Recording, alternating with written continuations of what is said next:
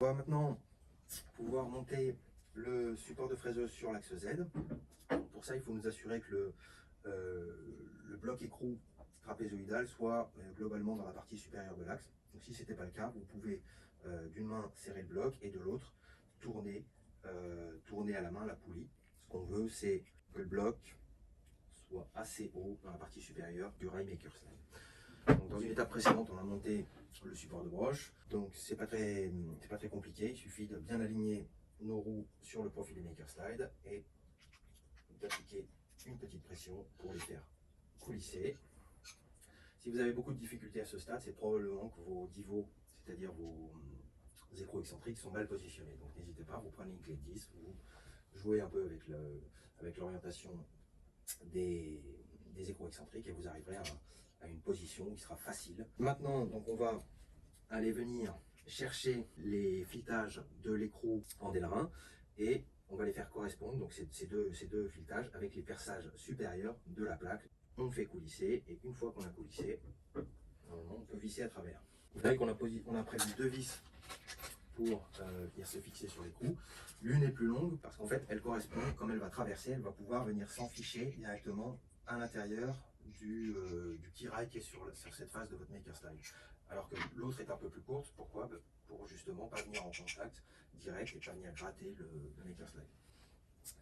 Donc je commence par la plus courte qui va donc être sur la partie, ici sur votre écran, la partie gauche de la plaque. Donc je vais venir visser la plus courte et la plus longue à l'opposé.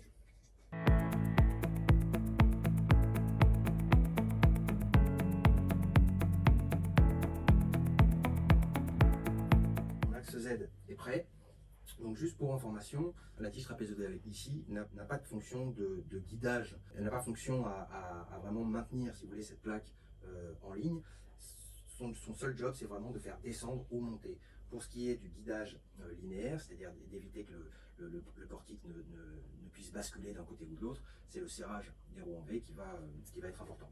Le réglage fin latéral, on le fera à la fin, quand la machine sera assemblée, on passera en revue tous les écrous excentriques. Maintenant qu'on a assemblé notre axe Z, on va pouvoir le solidariser avec le portique X, puisque le X va se déplacer latéralement en déplaçant la fraiseuse. Pour ça, il va nous falloir des écrous en T, 4 et 4 vis M5 par 10 à tête ronde. On va commencer par positionner nos 4 vis. Notez qu'on a pas mal de perçages ici à l'arrière du portique, donc les deux du bas sont assez évidents. Donc on va venir positionner les deux vis et les prémonter avec des écrous montés. On ne va pas serrer les écrous montés pour leur donner un maximum d'espace. On viendra essayer d'enfiler les rails sur ces vis. On souhaitera avoir les écrous orientés le plus verticalement possible pour que ce soit plus facile. Maintenant qu'on a positionné les deux premières, il va falloir identifier les deux vis qui servent en haut et ce sont les deux plus rapprochés. On a pas mal de perçages là-haut. Vous avez deux perçages qui sont plus proches que les autres et ce sont donc ces deux-là qu'on va chercher à prendre puisqu'ils correspondent à l'écartement de ceux du bas. Donc dans les deux perçages du haut, je fais le même boulot.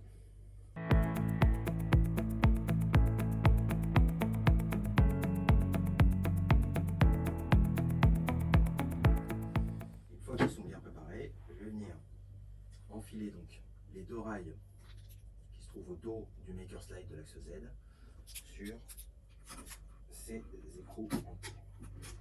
Donc une fois que j'ai pris les deux, que mon rail est bien entré sur les deux du haut, eh bien je fais coulisser le plus droit possible pour venir chercher les deux du bas.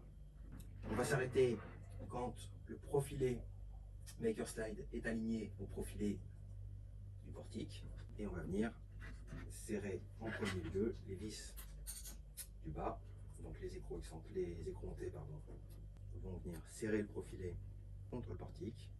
Et c'est donc avec les écrous du haut qu'on travaillera notre alignement pour avoir un bon perpendicularisme.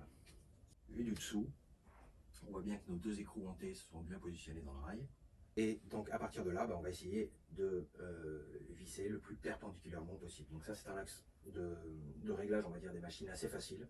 Ce que vous pouvez faire, c'est aller chercher une pièce qui fasse vraiment un angle droit, d'accord, pour vraiment quelque part fine-tuner votre assemblage, vous assurer que vous êtes bien, l'axe Z est bien perpendiculaire à l'axe X.